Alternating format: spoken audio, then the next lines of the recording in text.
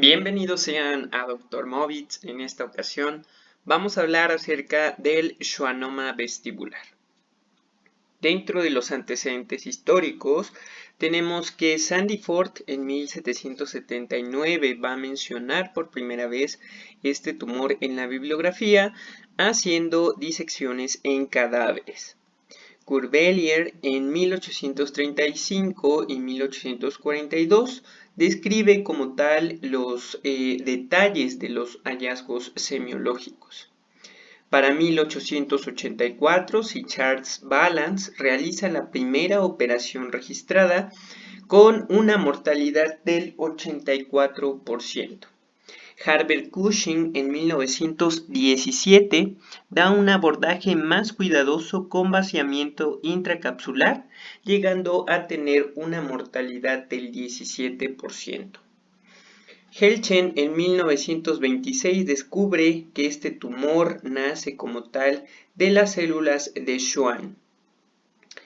Craig y Sheldon en 1946 deciden como tal el abordaje de acuerdo al tamaño tumoral.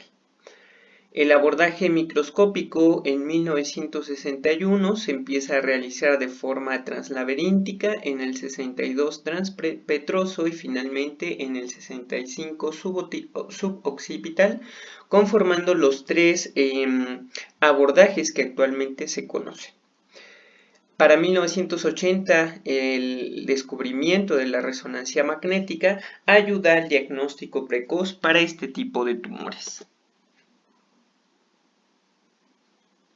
Dentro de los datos acerca de la definición como tal, se ha mencionado a este schwannoma vestibular como un neurinoma acústico, neuroma vestibular o neurofibroma. Como tal, va a ser un tumor que procede de las células de Schwann y compromete nervios sensoriales, afectando principalmente al octavo nervio craneal. Asienta fundamentalmente a nivel del nervio vestibular. Dentro de los aspectos epidemiológicos, comprende del 80 al 90% de los tumores de ángulo pontocerebeloso. El 10% de los tumores de forma intracraneal se da principalmente entre la cuarta y la sexta década de la vida, con una incidencia de 1 en 1 millón de personas vivas. Nace de forma esporádica en el 90% de los casos y esta va a ser principalmente de carácter unilateral. Asociado va a estar en el 5% de los casos y la mayor parte de estos van a ser bilaterales. Hay una relación 3:2 afectando principalmente al sexo femenino. Dentro de los aspectos anatómicos, el ángulo pontocerebeloso va a estar conformado por paredes dentro de las cuales tenemos la anteroexterna, que va a estar conformada por el hueso petroso y el conducto auditivo interno. La pared posterointerna, donde nosotros vamos a localizar los diferentes pares o nervios craneales.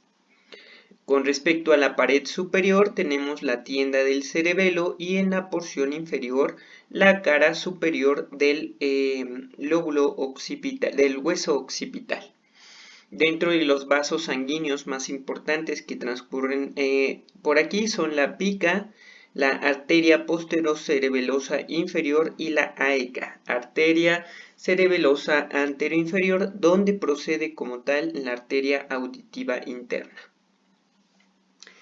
También es importante mencionar la anatomía del octavo nervio craneal. Este va a estar conformado por 2.5 centímetros desde su origen a partir del ángulo pontocerebeloso hasta llegar a sus diferentes órganos blancos. Del ángulo pontocerebeloso al conducto auditivo interno tiene una distancia de 1 centímetro y del conducto auditivo interno hacia la parte vestibular y de la cóclea tiene una distancia de 1.5 centímetros. Es importante mencionar también la división del conducto auditivo interno. Recordemos que se divide por cuadrantes, anterosuperior, anteroinferior, posterosuperior y posteroinferior, cada uno transcurrido por ciertas estructuras. La porción anterosuperior se va a encontrar el nervio facial, el accesorio o de Greensberg y la arteria auditiva interna procedente de la AICA. La cuadrante anterior inferior, únicamente el nervio coclear. El cuadrante posterior superior con el trayecto del nervio vestibular superior o sacular, y en la parte posterior inferior el vestibular inferior o ampular. Dentro de la anatomía macroscópica de este tumor va a ser una masa blanquecina amarillenta de una estructura firme a forma de nódulo elástico bien delimitado. Va a tener forma ovoidea, en ocasiones mucoide, y va a estar altamente vascularizado. Van a ser tumores grandes que muestran degeneración quística. Con respecto a su patrón de crecimiento, este va a ser lento y asintomático. Se dice que el crecimiento va de 1 a 2 milímetros por año.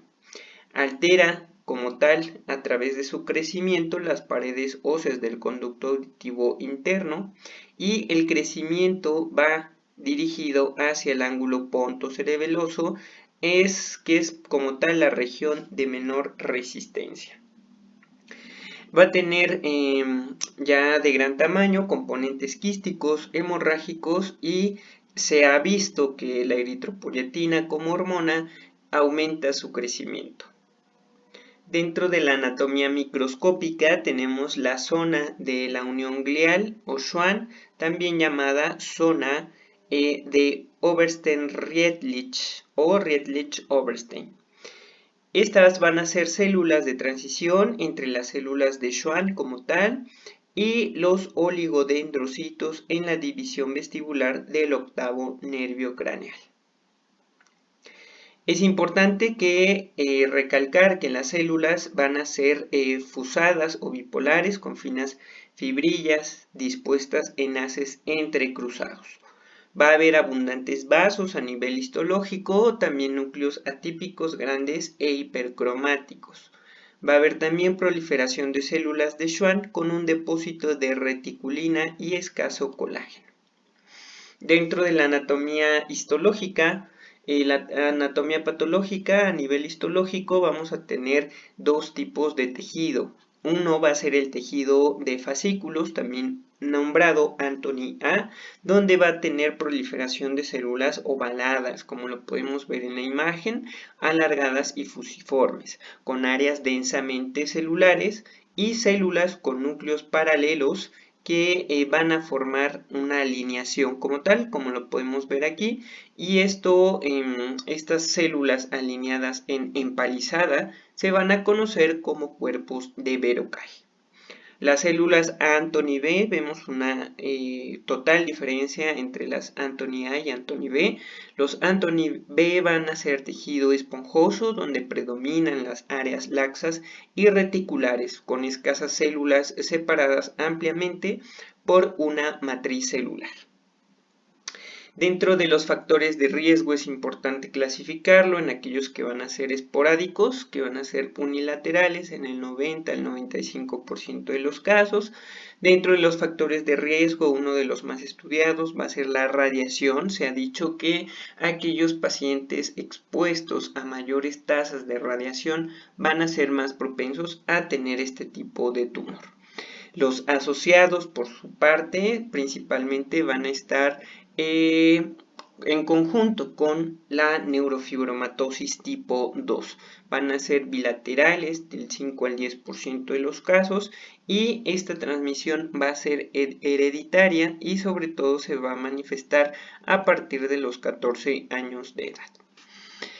Es importante señalar que la neurofibromatosis tipo 2 va a ser una enfermedad autosómico dominante, es decir, que el 50% de los pacientes, de los hijos de los pacientes afectados por esta neurofibromatosis tipo 2 van a estar afectados.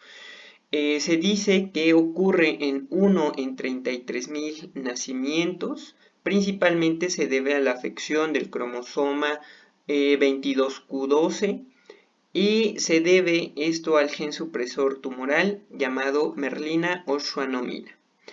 Van a ser múltiples tumores benignos a nivel del sistema nervioso central y sobre todo lo característico de esta patología es la presencia de schwannomas bilaterales. Hay anormalidades también cutáneas y oculares. Dentro de la patología molecular, esta se debe a una alteración en una proteína llamada merlina o schwannomina. Su función como tal es evitar que se formen tumores en los tejidos nerviosos. Al estar afectada esta proteína, pues se va a encontrar como tal la proliferación celular. Aquí tenemos varios reguladores que ayudan a que se evite la formación de estos tumores y estos van a estar implicados, que los veremos más adelante, también donde actúa la quimioterapia en este tipo de pacientes. Dentro de las manifestaciones clínicas tenemos las cutáneas, que van a ser manchas café con leche, mucho menores en cuanto a cantidad que la neurofibromatosis tipo 2. Dentro de las manifestaciones oftálmicas vamos a tener la catarata subcapsular posterior, que se va a presentar hasta en el 80% de los pacientes, y los meningiomas del nervio óptico. También diferenciar con la neurofibromatosis tipo 1, donde como tal a nivel del iris se van a ver los nódulos de Lynch.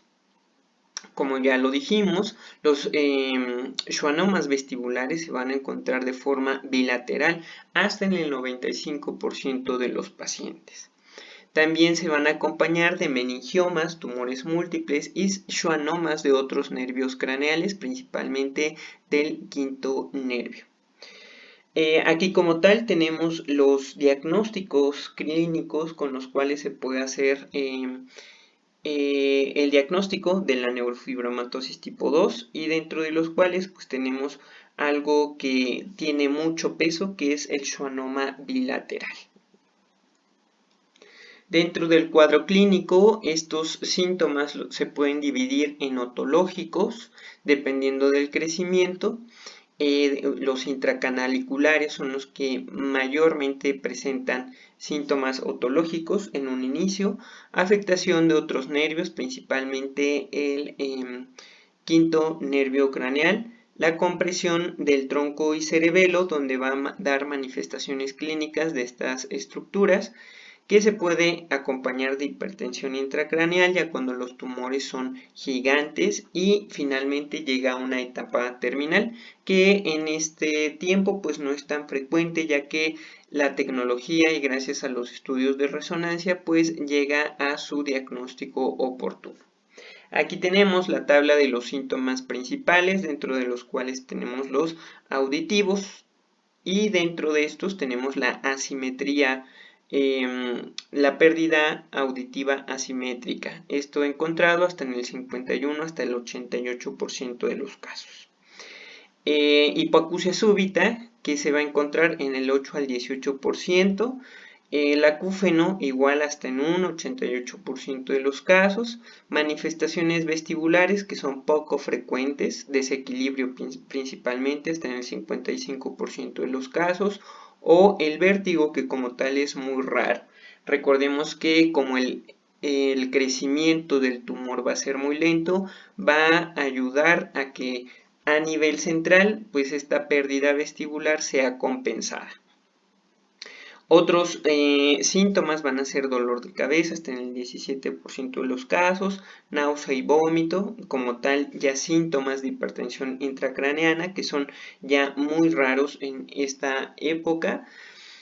Otros síntomas que sí son frecuentes, la afección al nervio facial o al nervio trigémino hasta en el 22 al 24% de los casos respectivamente. Ataxia cerebelar, que también es poco frecuente. Y es muy importante señalar que hasta en el 24% de los casos se va a encontrar asintomático y su descubrimiento va a ser de forma incidental mediante un estudio de imagen. Dentro de los síntomas cocleares y vestibulares, pues vamos a tener, como ya lo vimos anteriormente, la hipoacusia asimétrica. Su inicio va a ser insidioso o lentamente progresivo. Lo más frecuente es que sea lentamente progresivo dependiendo del crecimiento tumoral. Hipoacusia súbita se va a manifestar hasta en el 26% de los casos. Acúfeno unilateral no pulsátil, principalmente de tono agudo por la afección en las frecuencias agudas. Inestabilidad de la marcha con lateropulsión y vértigo de intensidad leve.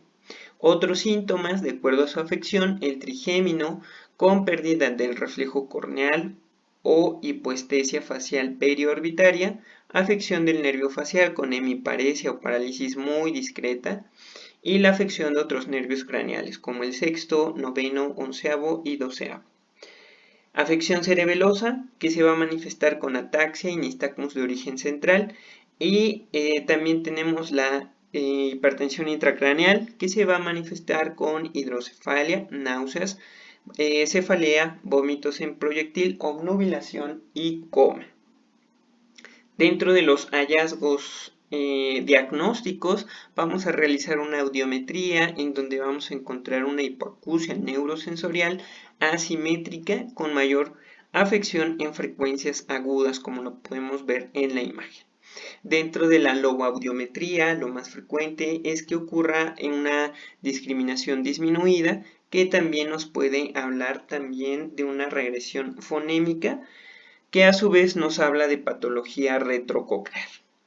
Dentro de los hallazgos en la audiometría, pérdidas profundas las encontramos hasta en el 16% de los casos, audiograma con patrón descendente hasta en el 65% por la afección en las frecuencias agudas, y este audiograma plano hasta en el 28% de los casos. Es muy importante que tengamos en cuenta las guías acerca de en qué momento nosotros, con base a los resultados de la audiometría, vamos a solicitar un estudio de resonancia magnética. Para ello tenemos los criterios de Oxford, que son muy utilizados, donde nos habla acerca de una simetría de 15 decibeles en un PTA, comparando un oído con el otro, más la presencia de acúfeno. Los criterios de Nortem nos hablan que son una pérdida de 20 decibeles en dos frecuencias continuas, y para Charing nos habla de dos frecuencias continuas, igual con una pérdida de 20 decibeles, o una frecuencia si el otro oído tiene audición normal, mayor de 15 decibeles. Dentro de los de Nashville, únicamente con 15 decibeles en una sola frecuencia, más la presencia de acúfeno, pues ya sería candidato a solicitar el estudio de resonancia magnética. Otros estudios que nosotros vamos a obtener va a ser el reflejo estapedial, el cual suele estar ausente o dependiendo de la pérdida auditiva del oído afectado. El reflex decay también es una prueba que va a ser positiva y va a indicar patología retrococlear hasta en el 85% de los casos. Y las autoemisiones acústicas van a depender del umbral auditivo. Un estudio muy importante que se tiene que realizar en estos casos es el uso de los potenciales evocados auditivo de tallo cerebral. Estos tienen una sensibilidad de hasta el 85% de los casos y van a ser normales hasta en el 10 al 15% de los mismos. Es importante señalar esto, ya que en la última época pues se ha preferido el uso de resonancia magnética para llegar al diagnóstico por esta presencia de potenciales auditivos normales en personas con schwannoma vestibular.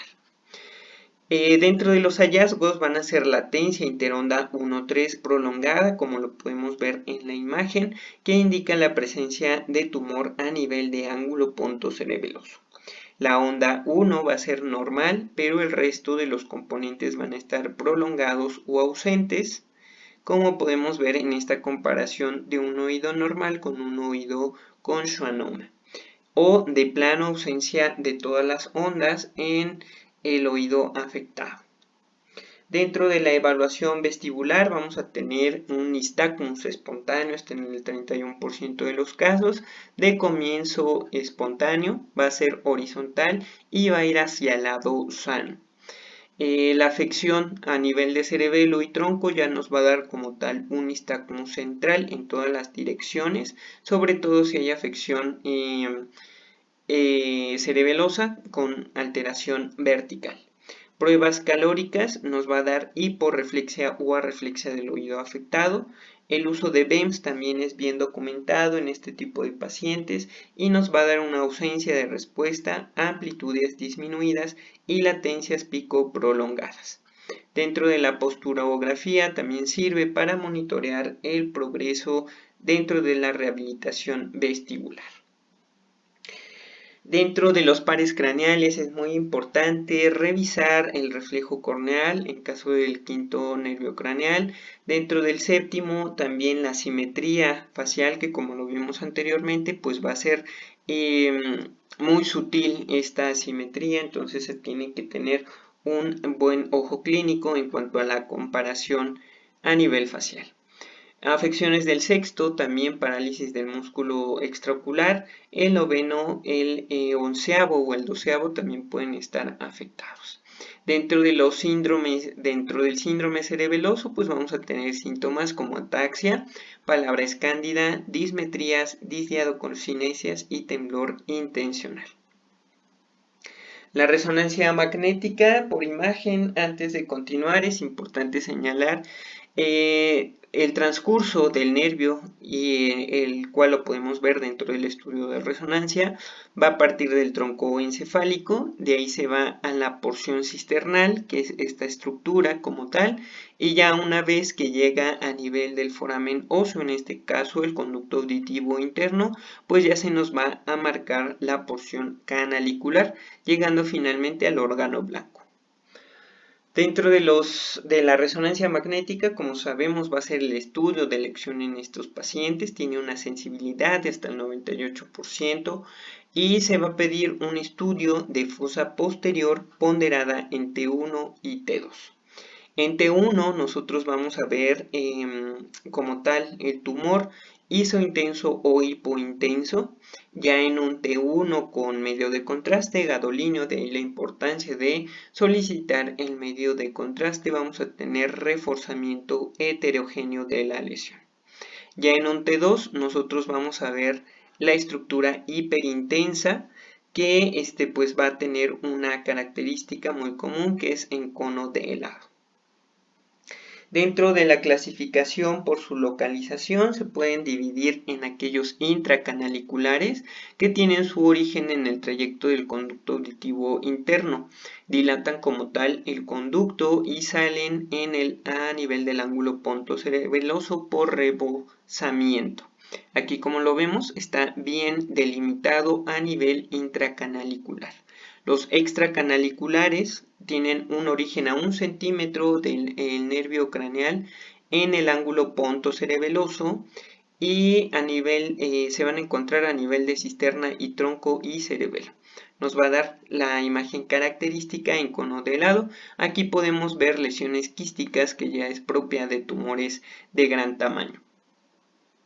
Dentro de la clasificación imagenológica tenemos la clasificación de Kuss, que nos los divide en 4 grados. El grado 1 va a ser como tal intracanalicular, el grado 2 va a ser un tumor pequeño que protruye el ángulo pontocerebeloso hasta 2 centímetros. El CUS3 va a ser un tumor que ocupa la cisterna pontocerebelosa sin desplazar el tronco cerebral hasta 3 centímetros. Y el CUS4 va a ser un tumor de gran tamaño con desplazamiento del tronco, de nervios craneales y de incluso estructuras cerebelosas a más de 3 centímetros de su origen. Hay otras clasificaciones dentro de las cuales tenemos la de Sterkers, la de House y la de Samy, todas proporcionadas de acuerdo a su tamaño en cuanto a centímetros. La tomografía computarizada como tal, pues no es el estudio de elección. Nos va a ayudar para observar la anatomía ósea, incluyendo el laberinto y las celdillas mastoideas, y sobre todo ayuda a planificar el abordaje quirúrgico.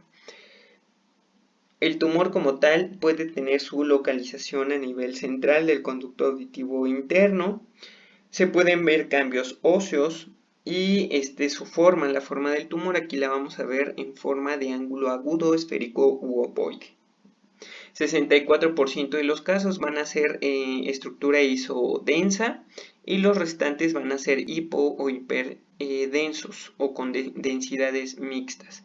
Al contraste este lo va a captar y va a estar marcado, pero el estudio de elección como tal va a ser la resonancia magnética. Es importante señalar los dos diagnósticos diferenciales más importantes para el schwannoma vestibular, los cuales son el meningioma. Este va a ocupar el segundo lugar en cuanto a los tumores del ángulo pontocerebeloso y representa el 3 al 7% de los casos a nivel de este ángulo. Va a estar formado por células meningoteliales existentes en las vellosidades aracnoideas. No van a entrar como tal al conducto auditivo interno porque no se originan del nervio vestibular y generalmente son más grandes que en el schwannoma vestibular. Estos van a ser múltiples, aparecen en edad media de la vida, principalmente afectando a mujeres en relación de 11 a 2. Los meningiomas, aparte de ser multifocales, se van a asociar también a neurofibromatosis tipo 2. Van a originar síntomas de cráneo hipertensivo, sobre todo por su gran tamaño. Dentro de los quistes epidermoides, pues estos van a constituir el tercer lugar de los tumores de ángulo pontocerebeloso, representando al 2 al 6% de los mismos. Se originan por evolución de restos epidérmicos en el temporal y se van a sentar en la base de cráneo por error embriológico. De hecho, hay un gran dilema acerca de que como tal va a ser un resto embriológico como tal, no va a ser un tumor esporádico, por así decirlo. Va a estar formado por epitelio escamoso estratificado queratinizado y se va a producir principalmente en la juventud, que es donde se van a manifestar sus síntomas. La sintomatología inicial se desarrolla por compresión del quinto y del séptimo nervio craneal. Aquí tenemos un cuadro que nos resume los diferentes diagnósticos diferenciales dentro de los tumores de ángulo pontocerebeloso. Con respecto al schwannoma vestibular, este va a estar centrado a nivel del conducto auditivo interno. Dentro de los cambios óseos va a estar festoneado y suave y va a formar un ángulo agudo del tumor óseo, va a ser esférico u ovoide, a veces lobulado y va a estar en forma de cono de helado. Este es un schwannoma bilateral. En el caso del meningioma se va a localizar a lo largo de la pared petrosa posterior, a mayor concentración o excéntricos al conducto auditivo interno, produce calcificaciones en su zona de implantación y a nivel intratumoral. Vamos a tener una característica muy común que va a ser la colameningia, que va a ser por captación del contraste por parte de la meninge inflamada. La angioresonancia nos va a permitir visualizar la gran vascularización que tienen estos tumores. El quiste epidermoide, por su parte, va a ser anterolateral y posterolateral al tronco, va a ser una erosión ocasional, va a ser una masa bien circunscrita y no va a tener realce tras administrar el medio de contraste. Van a ser tumores de gran tamaño. Dentro del tratamiento tenemos varios pasos. El primero de ellos va a ser la observación. Esta se va a tomar en cuenta sobre todo en tumores pequeños, aquellos con pérdida auditiva leve, con edad avanzada y con presencia de comorbilidades o en aquellos que esté contraindicada el proceso quirúrgico. Dentro del algoritmo tenemos que aquellos que sean mayores de 3 centímetros pues van a ser quirúrgicos, mayores de 2.5 milímetros en cuanto a su crecimiento por año también van a ser quirúrgicos. Aquellos con observación van a ser aquellos que sean menores a 2 centímetros y se van a hacer diferentes pautas de observación a los 6 meses, al año, a los 2 años y a los 10 años. Dentro de la radioterapia existe la radiación estereotáctica o SRS por sus siglas en inglés, y esta se va a reservar para aquellos tumores menores de 3 centímetros recidivantes o con remanentes postquirúrgicos. Va a preservar la audición hasta el 50 al 75% de los casos, y un inconveniente que tiene es la falta de diagnóstico patológico posterior a la radiación. También hay un pequeño porcentaje de riesgo a transformación maligna del tumor. Dentro de los diferentes parámetros de radiación va a ser el bisturí de rayos gamma o gamma knife, acelerador lineal y radioterapia estereotáctica fraccionada. Para el tratamiento quirúrgico es importante remarcar que lo vamos a dividir en tres intervenciones quirúrgicas: la suboccipital, translaberíntica y la de fosa media. Dentro del tratamiento del abordaje translaberíntico o transótico, este va a tener indicación sobre todo para aquellos en donde se necesite accesar a través del laberinto, lo cual va a llevar como tal a una hipoacusia neurosensorial profunda e intencional. Dentro de sus ventajas va a ser la vía más directa, va a tener excelentes fondos hacia el conducto auditivo interno y de la porción del laberinto facial, no hay retracciones cerebelosas y el abordaje del tumor se va a hacer de cualquier tamaño. Dentro de sus desventajas va a necesitarse la sacrificación de la función auditiva y vestibular y requiere tiempo quirúrgico prolongado. Dentro de la retrosigmoidea, esta requiere una craniotomía de la fosa posterior, sobre todo se va a implementar en tumores de gran tamaño. Dentro de sus ventajas es la posibilidad de preservación auditiva, va a tener excelente exposición de fosa posterior con un abordaje del tumor de cualquier tamaño. Dentro de sus desventajas existe una disminución de acceso al nervio facial con retracción cerebelosa con una perforación intradural del conducto auditivo interno. Aquel abordaje de fosa craneal media requiere una craneotomía temporal con retracción del lóbulo temporal por su localización y sobre todo se va a tener en cuenta en tumores intracanaliculares pequeños. Dentro de sus ventajas es la posibilidad de la preservación auditiva con excelente exposición del fundus del conducto auditivo interno y de la porción laberíntica del nervio facial. Dentro de sus desventajas, en aquellos tamaños tumorales limitados, requiere una atracción significativa del lóbulo temporal, por ende modificación o incluso en ocasiones hasta lesión de este lóbulo. Puede manifestarse parálisis facial más frecuentemente durante el periodo postoperatorio. Dentro de la quimioterapia tenemos varios medicamentos, dentro de los cuales el más utilizado va a ser el bevacizumab. Como tal, es un anticuerpo monoclonal contra el factor de crecimiento endotelial vascular, BEF por sus siglas, y sus efectos adversos son hipertensión, proteinuria y alteración de la función tanto renal como hepática. Por eso en ocasiones no es un medicamento que se utilice de primera línea. El everolimus es un inhibidor del complejo TORC1 que va a inhibir como tal la proliferación de las células por parte del tumor. Actúa sobre estos mediadores impidiendo la proliferación celular.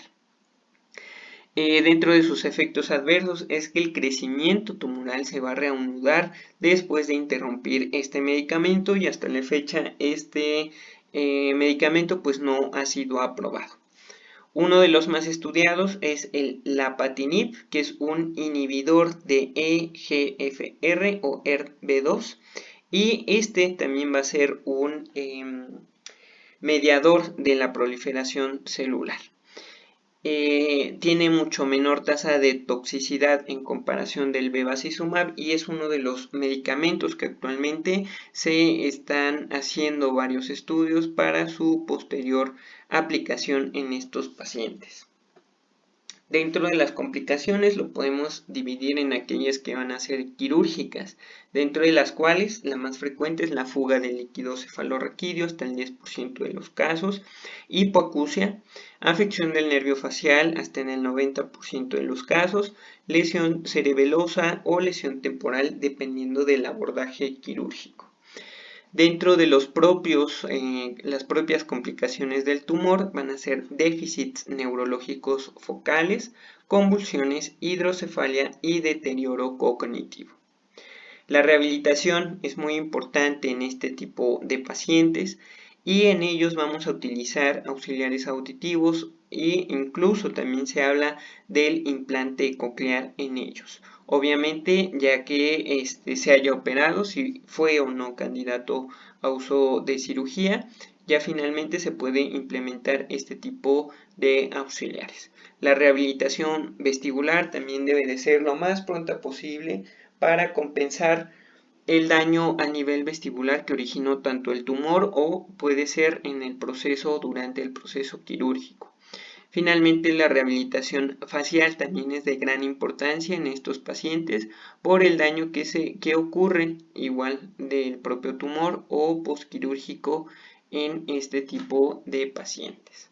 El pronóstico son tumores benignos de lento crecimiento que infrecuentemente van a recurrir con una tasa muy pequeña del 0.3% para los tumores completamente resecados y tiene una mortalidad quirúrgica del 0.2%. Recordemos que dentro de los primeros procesos quirúrgicos que se hacían tenía una mortalidad bastante alta, hasta en el 84% de los casos. Raramente estos tumores van a malignizar, es muy poco frecuente que esto ocurra. Eso es todo por este tema, muchas gracias y hasta luego.